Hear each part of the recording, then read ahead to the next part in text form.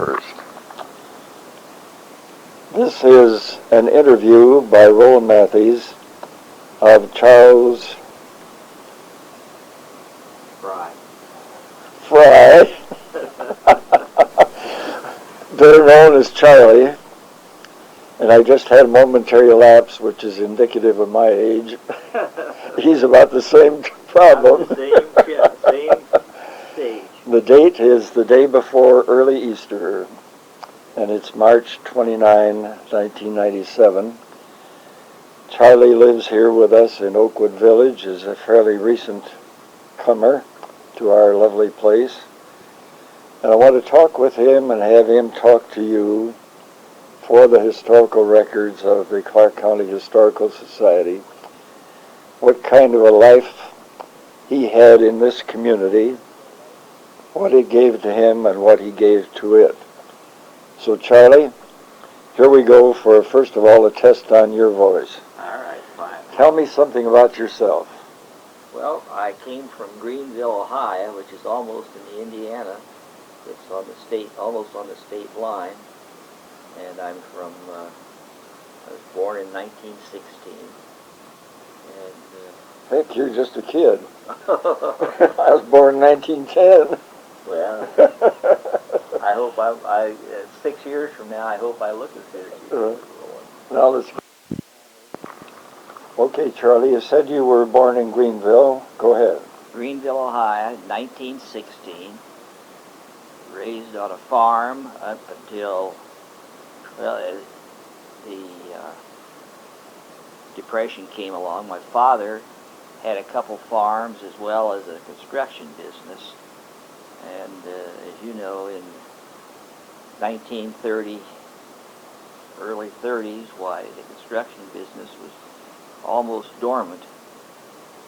So when we didn't have work on the farm, why I would work in the construction business. If we didn't have construction business to work on, this is when I was growing up. We worked every weekend, and during the summer we would work about 48 hours a week, Saturday morning always, and I won a scholarship at Greenville High School as a state scholarship. It sent me to Ohio State, and at Ohio State I had a pretty good record. I was in a lot of activities over there. I was president of student government. And, I had to keep my grades up because the scholarship was only renewable if my grades were high enough. And I graduated in 1938. I graduated from Greenville High School. I had a wonderful time in high school. I had a fine time in college, fine time in high school. I played on the tennis team. I was manager of the football team. I was editor of the annual yearbook, as well as the newspaper, the high school newspaper, and just a great experience growing up in Greenville. What was your family like in size? We had my mother and father, and I had one younger brother, and he's still living. He's over in Greenville still. He had an interesting career in construction. He went to Carnegie Tech and studied architectural engineering. And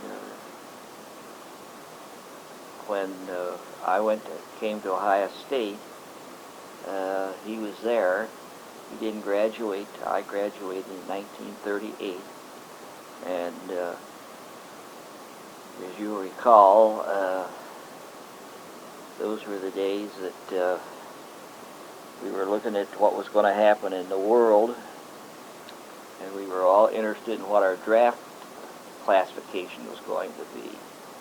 I married a girl who lived on the other end of the block in Greenville, Marjorie Roland. I was very, very fortunate. What was the last name? Roland, R-A-H-N. And she was a sweet person, a wonderful mother. And She lived until 1989, and we would have celebrated that year. We would have celebrated our 51st anniversary. You had children? Had 4 children. Chuck, our oldest son, went to Princeton and went to work for Time Life magazine, and he was with them for 20 years, took early retirement, and had developed an interest in collecting art. And matter of fact, he was in school with President Wittenberg now. They sang in a glee club together.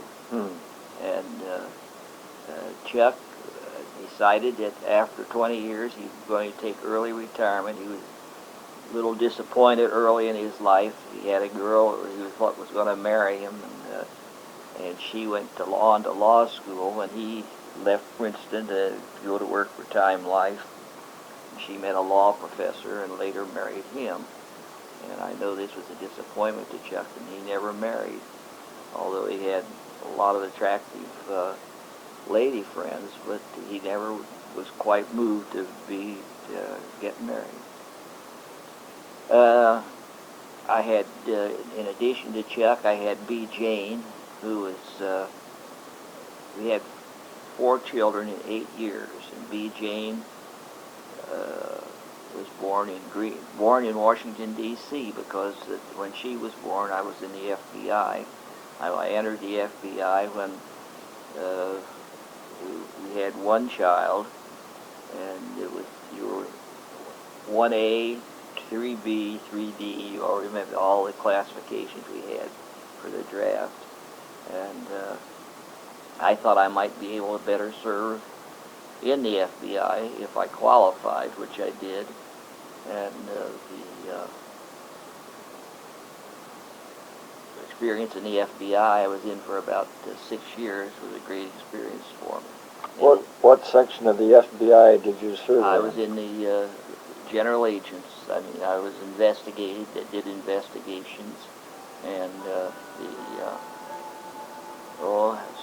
whole range of things. During the war, of course, we had sabotage, we had espionage. At that time, at the time I went in, I had youthful appearance.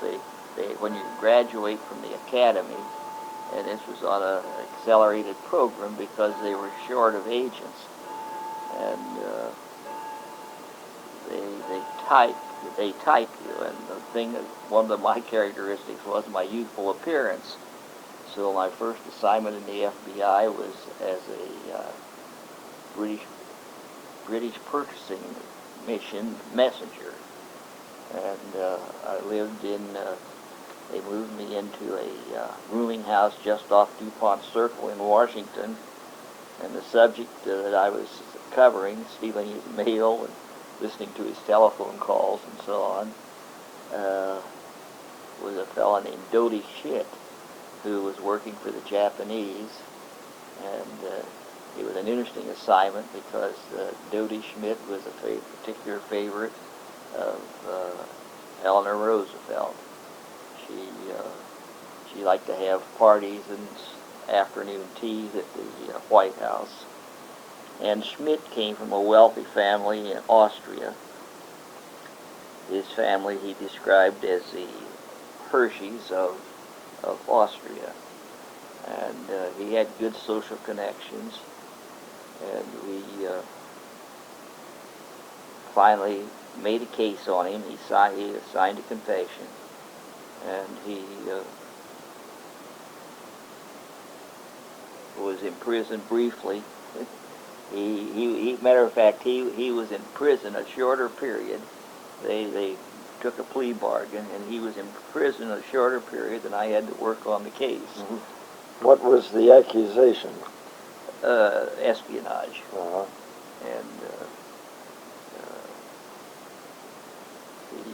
And then other cases I had in the FBI were fraud against the government. But most of those cases were national defense cases during the war years. And it was a great experience for me. I never regretted it. I started out in the Pittsburgh office. They transferred me to the Washington field office after about 5 months, and I never got out of Washington after that. The agent in charge in the Washington field office took a liking to me, thought I was doing a good job, and he was in a position because he was a close personal friend of the directors, J. Edgar Hoover.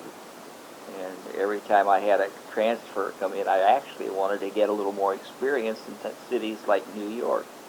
But every time I had a transfer come in, why, he would kill the transfer, and so I was stuck in Washington, which was not bad. I can't complain.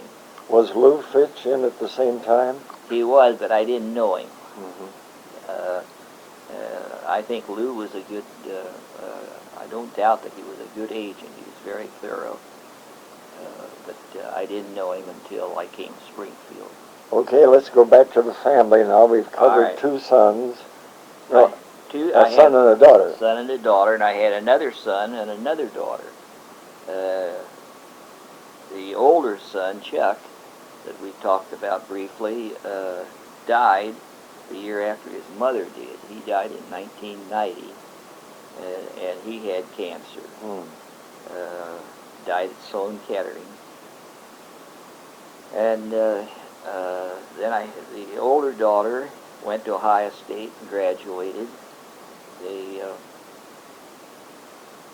was married in the year she graduated, and she and her husband live in Cincinnati. They had 2 sons and a daughter, and they lost a son early in his life. Then I had another daughter that graduated from Ohio State, and I should probably point out all the youngsters were tennis players, and this was they got scholarships for tennis, and all 3 of the 4 were state champions. Chuck, the oldest boy, was district champion and captain of the Springfield team and played number 1. But tennis was a big part of their life when they were growing up, and it gave them a lot of travel and a lot of friends across the country. Have you been a tennis player? Yeah, but not very good. I coached or talked better than I played. I haven't played for 6 years. But I liked tennis, and Marjorie took it up then, and we made a lot of friends because I was active in the construction business and the trade associations. And when we would travel, we would take our tennis rackets. We'd always meet people around the tennis courts that we could get doubles game with. And tennis was a big part of our life when the kids were growing up. And okay, you finished the FBI in what year? Finished in 46. And then you came back here? No, in 46, when I finished the FBI, let's see, my first job out of Ohio State was for Warner Brothers Pictures. Well, doing what? I was what they called a contact manager. And in Springfield, Warner Brothers had a 50-50 partnership with a local theater operator named Chakras.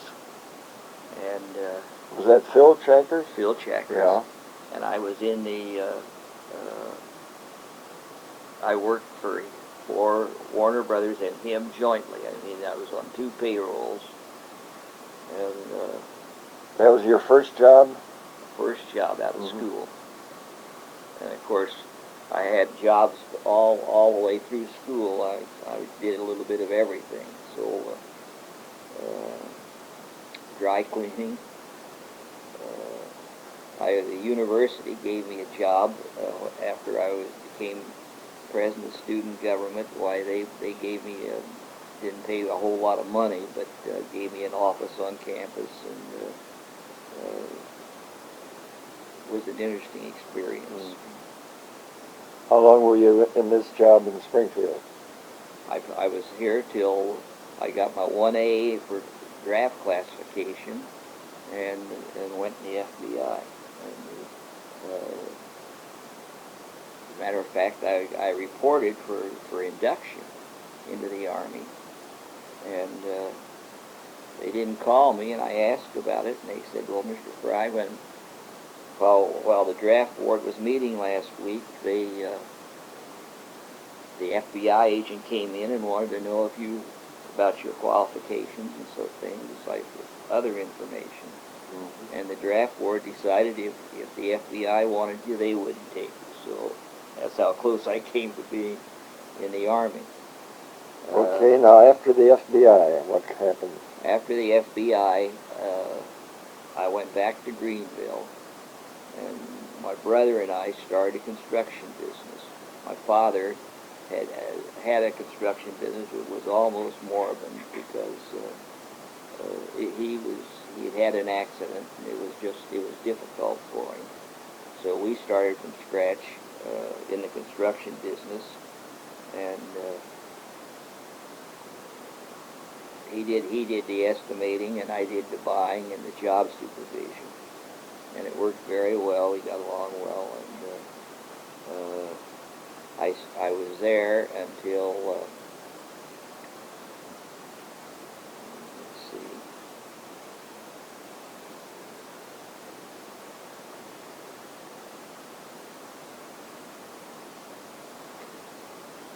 I'm sorry. Trying to get the date I came back to Springfield. We can stick it in later. What? We can stick it in All later. right, okay, I'm sorry. Yeah. But anyhow, the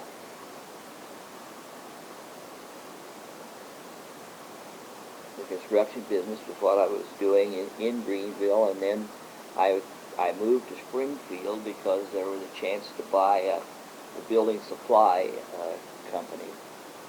It didn't take much cash down payment. It was one of those deals, give us $5,000 and then you can pay out of the profits. And for a while it looked as though there wouldn't be any profits, but I bought the old Springfield Planing Mill and Lumber Company.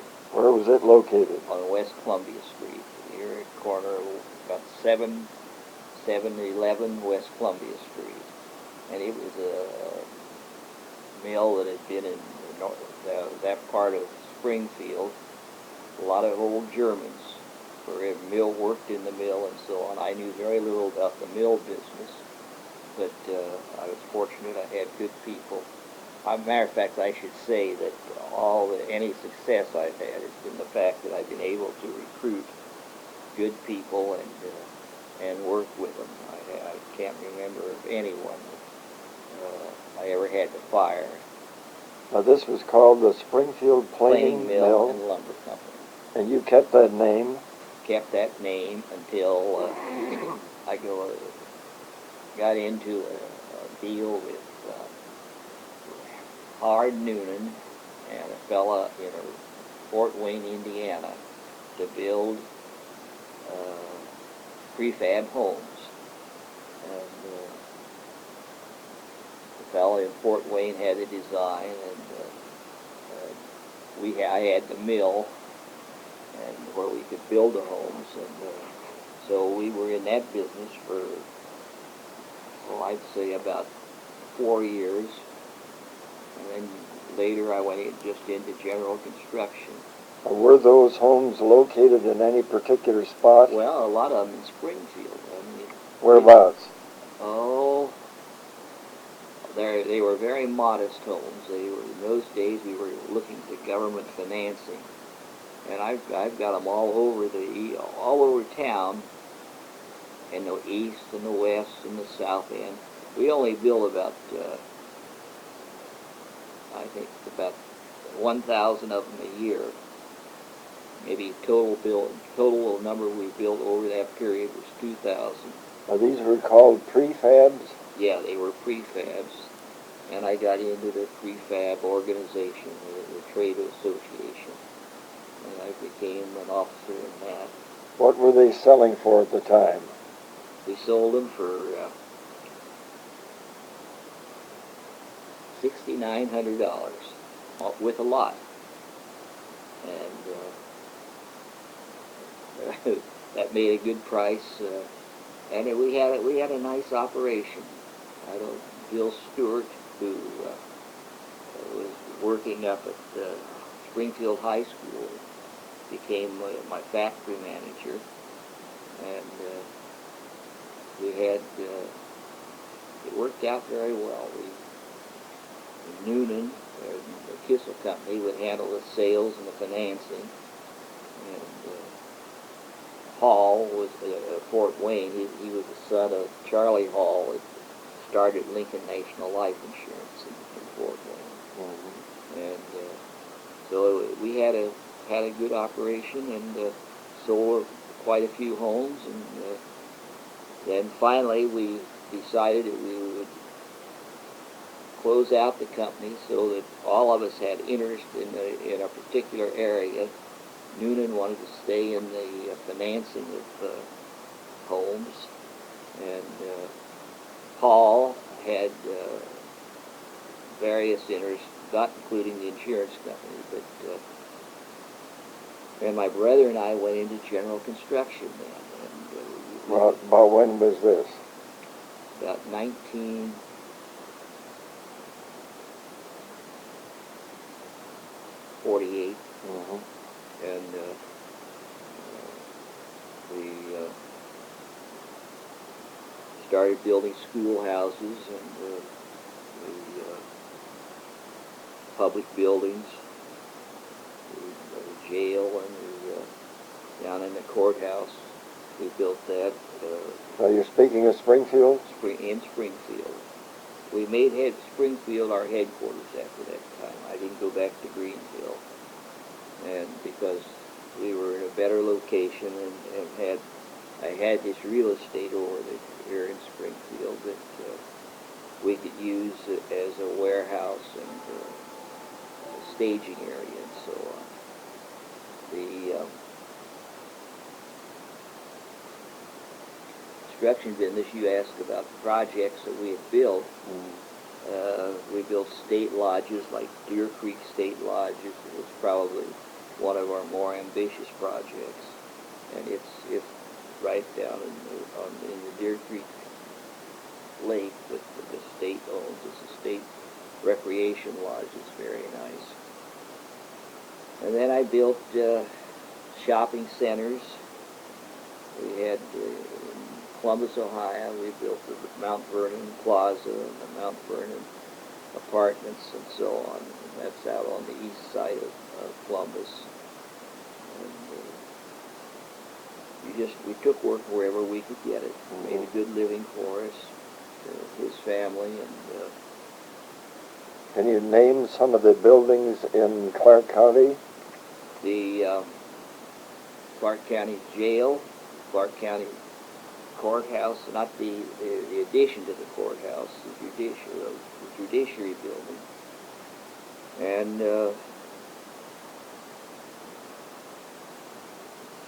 you mean the current jail that is there? Mm-hmm. Mm-hmm. Yeah. And you built a building on Wittenberg campus. Oh yeah, I had some nice jobs out of Wittenberg. We remodeled the chemistry building. We put in the music building, which was acoustically acoustically is one of the nicest buildings and the finest buildings in the state, because we had an engineer. His name was Munsell out of Philadelphia. Oh yeah, he's the man that was the Norman Mansell. He was the architect for the chapel. Yes, that's right. Yeah. And became a very close friend of Dr. Stoughton and of Lou Fitch. Okay, well and Mansell was a nice fellow. Very nice. We got along very well, and from time to time I'd have to get recommendations when I was talking to other prospects, and he gave me gave our company one of the most glowing recommendations I had from anyone. And then I was trying to develop the industrial and commercial business.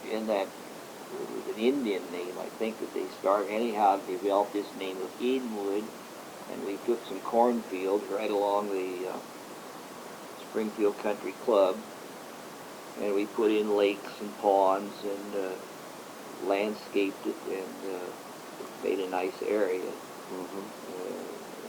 And you lived there before you came here? I lived there until I came here. Okay, now let's go to Charlie Fry, the big hotshot politician. Well, I always had an interest in public affairs. I was chairman of the Chamber of Commerce Public Affairs Committee for a number of years. Of course, you were Republican.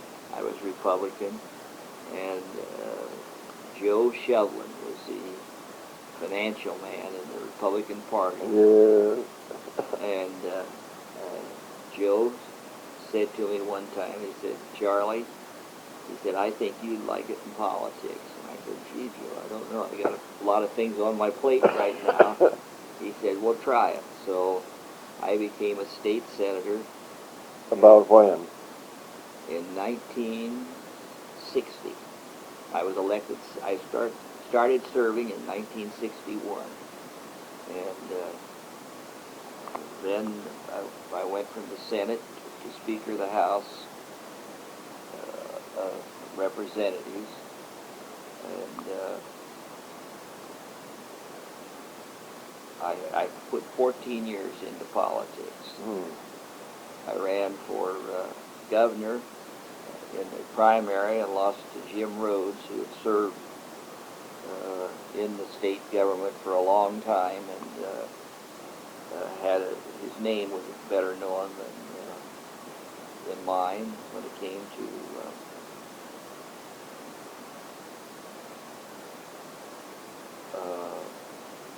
the ballots all over the state. Yeah.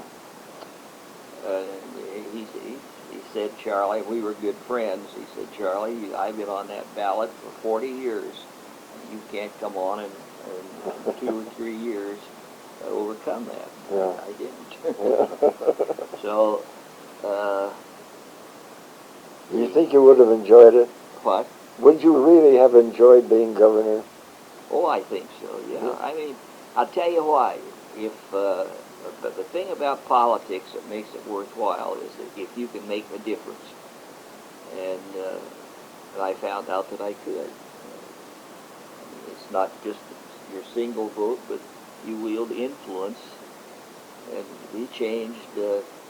I was also president of the National Society of State Legislators, and we changed some federal laws in order to get profit sharing approved.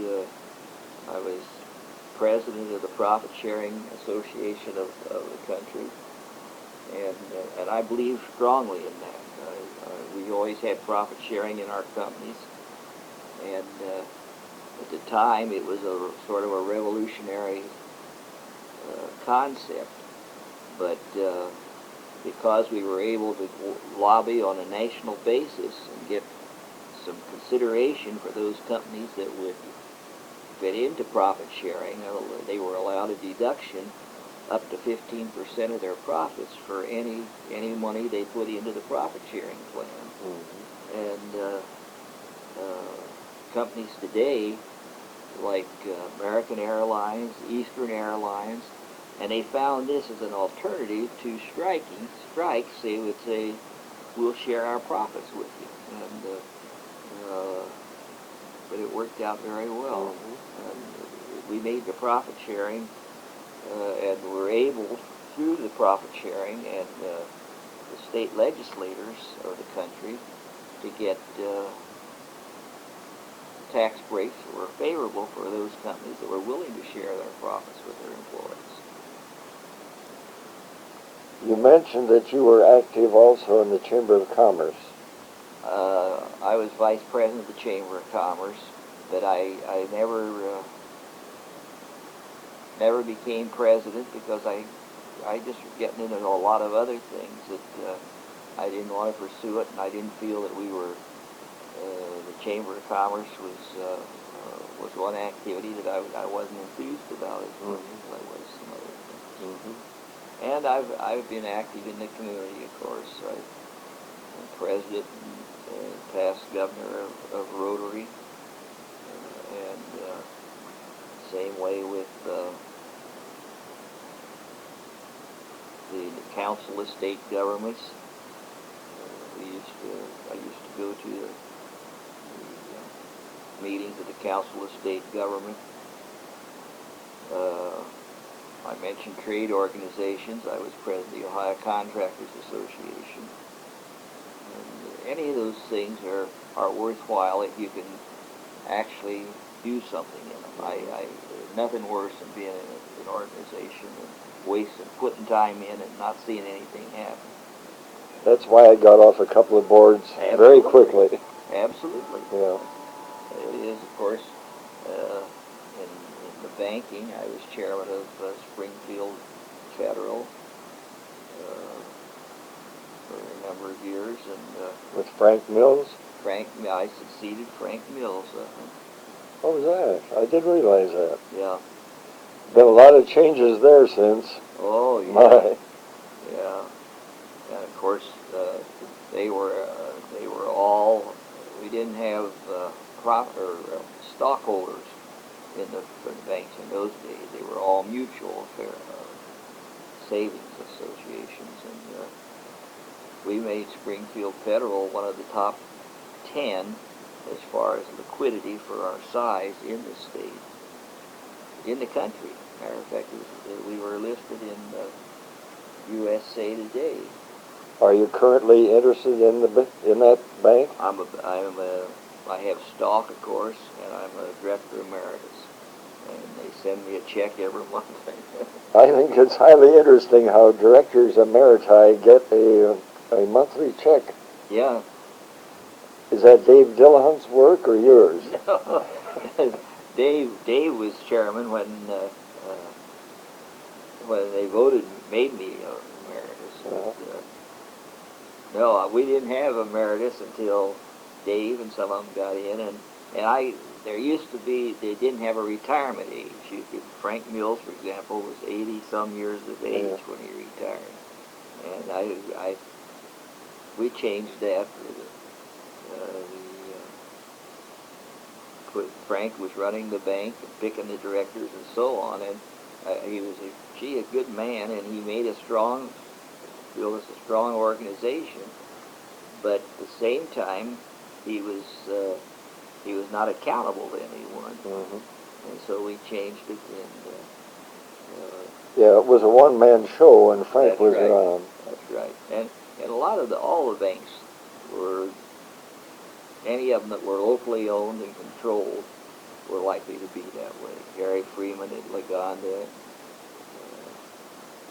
Those days are gone. Oh, yeah. Although I do think Harry Eggers is running his show pretty tight. Very well, he does a good job. Harry Eggers, and I've borrowed a lot of money from Harry Eggers. And, what was his predecessor out at came from New Carlisle? You know.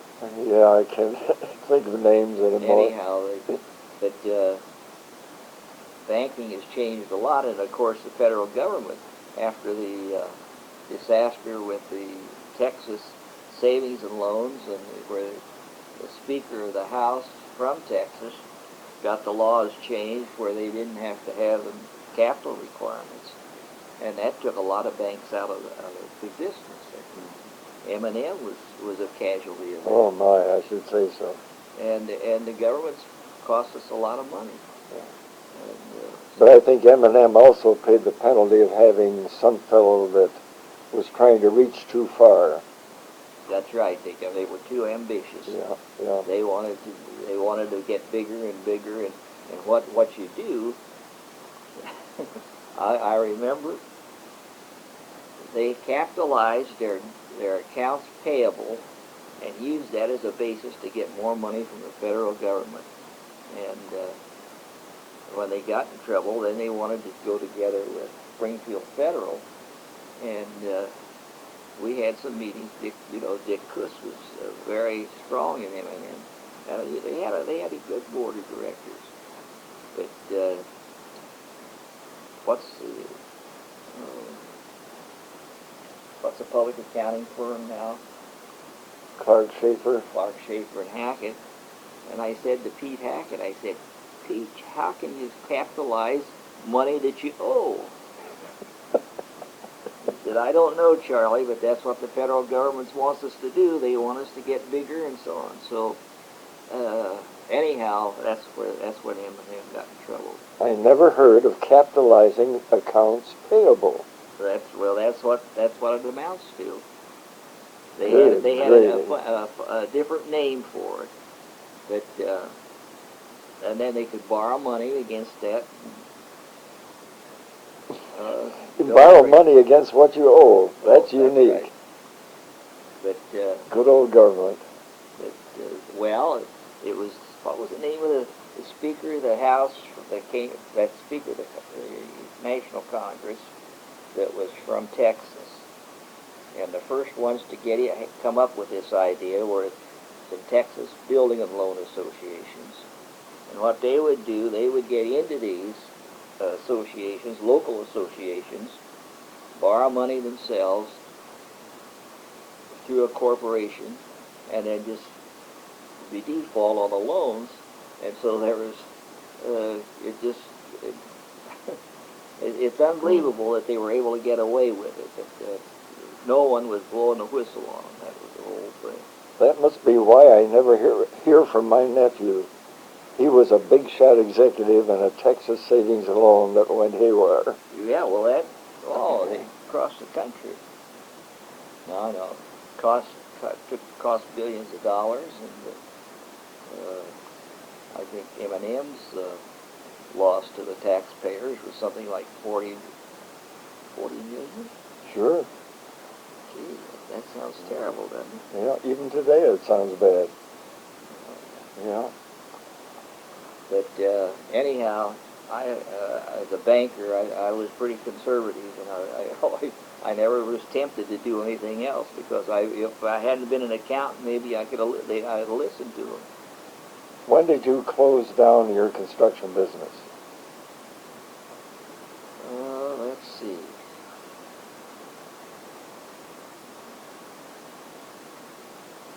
We didn't take any active jobs. My wife became ill, and I had wrapped up some, didn't hire anyone, and kept the people that had been working for me on, or either they kept them on, and I sold some of the companies I had with the understanding that they would give the people that were working for me. And I still have a lot of people in the construction industry in Springfield that were in our company. I think I didn't do anything after probably 85. Mm-hmm. I sold one of my companies to Shook out of Dayton. Is that how John Pauley got started? Yeah. Yeah. That's where John Pauley, and that's unfortunate. I still at a loss to understand, because John was a hard worker and he knows the construction business. They say that he had a bad estimator. But John knew more about estimating than anyone he could have hired. I haven't seen him. They tell me he's not well. Is that so? And, but it's too bad. Somebody told me that he had restarted in another named company after he took bankruptcy. That could be. Yeah. But that grieves me, I tell you. We are critical of him in his construction of this building. Oh, yeah. There's some, now, see, some shoddy stuff here. and what happened was that actually, the people to blame are the people that Kay, and Kay wanted to do the right thing. Sure. But when they got short of money, remember, they were selling, Marjorie and I made an investment on an apartment out here, and then they didn't have enough financing. They didn't sell enough of those to go ahead and build it, so the Sisters of Mercy came along. And John got in there where he was both the construction manager and the contractor. And there was the architect went out of business, and he had no one that he had to be accountable to. No, that was... Yeah, the plywood under our carpeting is disgrace. a lot of the the roof, Paul Field has told me how many times they finally took all of sub sheething off the roof, went right down to the rafters and the joists, and put it back on, and then applied the roof. But I don't. It's unfortunate. We used to have a board for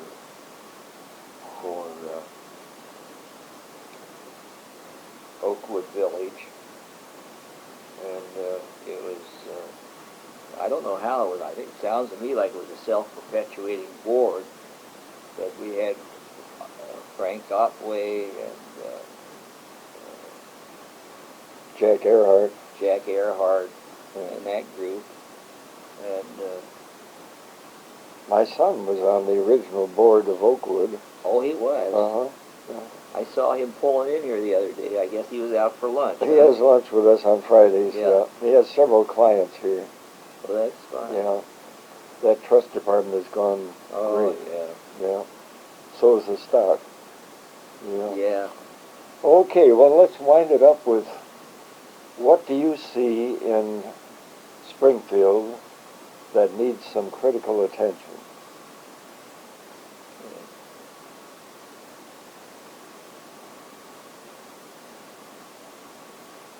I think that Springfield has come along pretty well. I don't see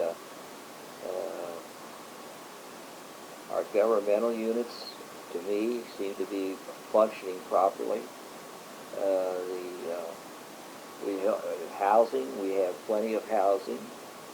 We finally have a city manager that stays with us. Oh yeah.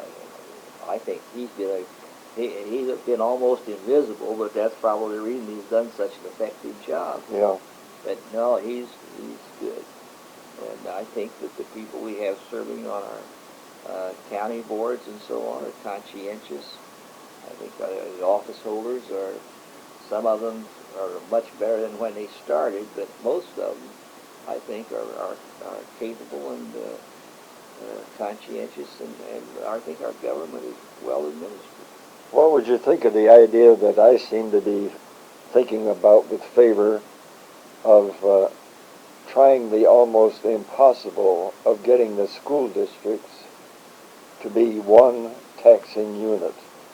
Well, of course, that's been a cry in the legislature for years, and what happens is, anytime you want to do that, some school district says, oh, they're trying to take away our autonomy, and we want to run our schools, and they're going to have to face up to the problem now because of this Supreme Court decision. And I think it's a good thing, and the legislature right now they're having special meetings, and Voinovich, of course, would have liked for it just to be continue as it was, sort of a patchwork. We raise a lot of money in Ohio for schools, and I feel good about our schools. I think that there are patches where it's not very satisfactory, but I think that our schools are doing a pretty good job. How do you feel about the Dennis landfill? Of course, Marty Cook and I are good friends, so I've heard all about that. I think that it's best to let EPA take its course and make the judgment on that. They've got the engineering. Everyone's got a different engineering approach to it. I don't see a big danger in the drainage that they talk about. Oh. I don't think it's a danger. And Marty called, and I contributed to his cause, but I don't have any problems going to sleep at night. So, I think that Danis, of course, I've known Danis for a long time. I knew old man Danis and his boys, and now the third generation's running the company. One last question. Are you happy about the Clark County Historical Society getting the marketplace? Oh, yeah. Isn't that wonderful? I think it's going to be a distinct advantage for you. Yeah. And it's located right in the center of town, which is, I mean, it'll be prominent. It won't be, and I think it'll make history more important. Now, I've wondered how we could tie it into the educational process so that more people were aware of the historical background and story. You know, Simon Kenton and the people that founded this community and county. I liked American history very well. Matter of fact, I was state champion in American history when I was a junior in high school, and so I got a couple scholarships, one at Ohio Wesleyan and one at Heidelberg for history. But I think if people can use and become more aware of the historical background of our community, why, it'll be a good thing. But we've got to do it with the kids. I mean, somehow we've got to get integrated in the educational system. Well, you'll be happy to know that my granddaughter has a part-time job with them now, and she's hoping to develop it into a full-time job. She is a major in history. Fine. And she wants to be now, is this devoting her life to this historical society as the historical teacher. Well, that's great. Yeah. Yeah. Well, now, who is that? That's Dick's daughter. Dick's daughter. Uh-huh. She's 20. See, I didn't think he was much older than that. He's 51. He'll be 52 this year. Well, you know, I remember when he was. He was Dickie boy. Well, and Paragraph.